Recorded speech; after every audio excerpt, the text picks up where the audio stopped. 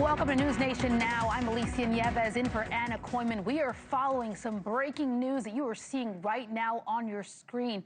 Gunshots ringing out at a church in Michigan, leaving multiple people shot as the building is now up in flames. The attack happening at the Church of Jesus Christ of Latter-day Saints in Grand Blanc. This is a suburb of Flint, Michigan. First responders arrived to a chaotic scene as churchgoers were fleeing from the fire ripping through that sanctuary. Police confirmed the shooter is down and say there is no ongoing threat to the public, but investigators are still working to determine how many people were hurt and shot.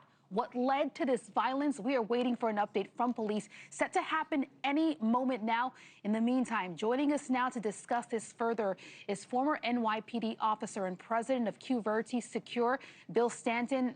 Bill, I feel like I've talked to you several times following one of these shootings. What are your thoughts and what are you hearing or seeing as it relates to this breaking news in Michigan? Well, yet again, here we are again, Alicia, on these unfortunate circumstances where we see people going to a house of worship and some misbegotten soul, someone who is obviously mentally ill, feels the need to strike out and be heard. You know, we live in a culture now where people feel it's okay to do violence upon other people, and we have to find a way to end this sooner than later. Bill, as someone who is formerly of the NYPD, when you think about what investigators are tackling at this moment, because this is not just a shooting where they're trying to pick up evidence, but I imagine some of that evidence is in that building right now that is on fire. What is probably happening on the scene right now?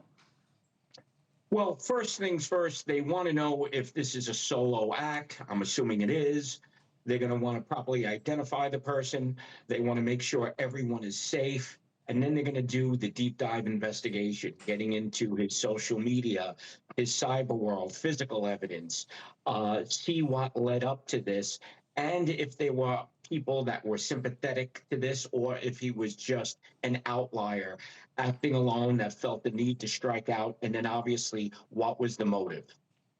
How quickly could we see federal resources deployed there? And I ask that because I understand this is a community of 8,000 people, so I imagine a small kind of police department in the area. And not to say that they are not capable, but they probably typically don't deal with a massive investigation like this is likely going to be. So how quickly could we see federal agents and resources to help understand what led up to this and if there truly is no ongoing threat?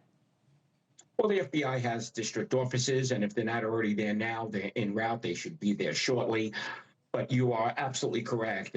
With a population so small, there's only so many resources local police departments have. But what happens with these surrounding small areas, they all support each other. So hopefully they have officers with ex-military, ex-intelligence, et cetera. So all of this comes into play. Thank you for watching. Subscribe below and download our NewsNation app right now on your phone, and you will get fact-based, unbiased news for all Americans.